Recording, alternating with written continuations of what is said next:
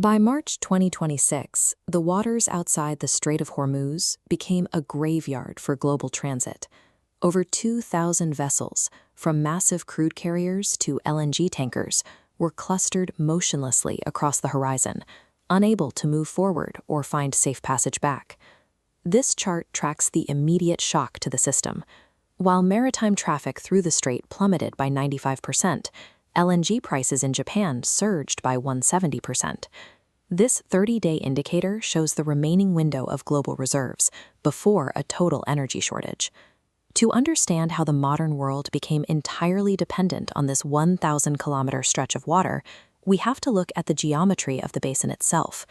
During the last glacial period, when global sea levels were 125 meters lower, this entire basin was a dry floodplain known as the Gulf Oasis, where the Tigris and Euphrates flowed together. When rising sea levels eventually flooded the valley, the resulting waterway became the primary artery for the world's first organized civilizations, linking the copper mines of Oman with the textile markets of Sumer and Dilmun.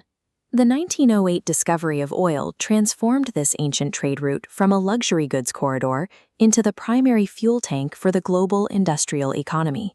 Today, it pushes 20 million barrels of crude and products every 24 hours. This creates a dangerous concentration of risk. The entire industrial foundation of the modern world relies on forcing massive, high-value trade volumes through a narrow, historically hostile bottleneck. The Persian Gulf is a 1,000-kilometer sea with an exit just 39 kilometers wide. A 3D profile reveals a second constraint. Its shallow 35-meter average depth forces tankers into narrow channels, turning scattered islands into natural fortresses directly overlooking all transit.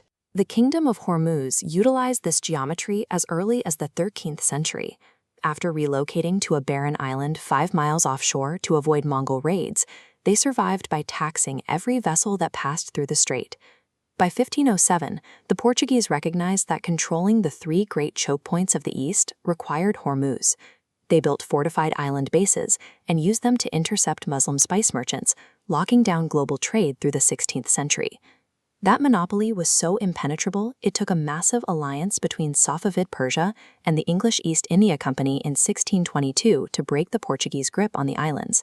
Centuries apart, successive empires have reached the same strategic conclusion, that controlling the islands at the throat of the funnel guarantees absolute economic dominance over the entire basin. That geographic reality drove the events of 1971. As British forces withdrew from the Gulf, the Imperial Iranian Navy immediately seized 3 strategic islands, Abu Musa and the 2 Tums, establishing a permanent vantage point over the shipping lanes just 24 hours before the UAE was formed. This positioning laid the groundwork for the 1980s tanker war. In the narrow confines of the strait, civilian ships became targets of asymmetric leverage, proven by the severe blast damage sustained by the USS Stark during an accidental missile strike. This cycle of escalation led to the 12-day war in June 2025.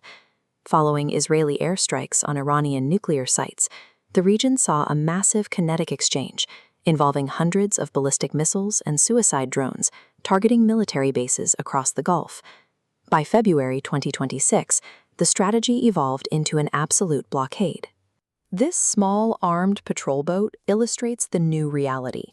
Using island-based monitoring, the IRGC can interdict commercial traffic and effectively paralyze the 39-kilometer passage without a massive open ocean fleet. Modern weaponry has not changed the rules of the strait. It has simply weaponized the physical gap to an absolute degree. The 2026 blockade caused a systemic collapse on the shorelines. As exports ceased, producer states like Iraq and Kuwait reached their maximum storage capacity and were forced to physically shut down well production, a process that will take months to safely reverse. While the economic carnage is visible, a silent crisis is unfolding underwater.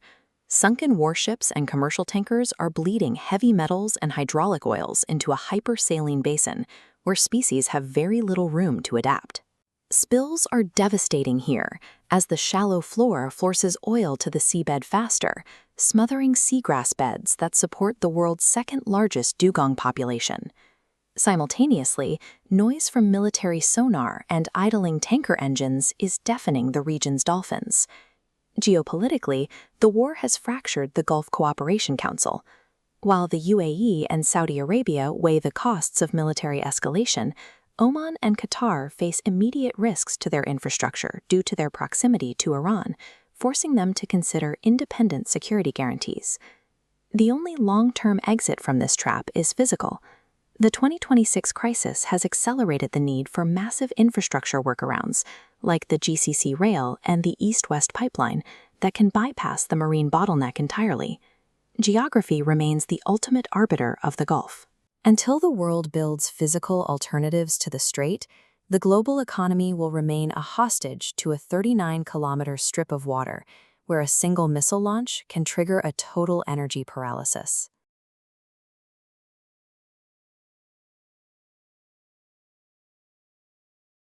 An investment in knowledge pays the best interest, so why not invest in this channel? Click like and subscribe for more.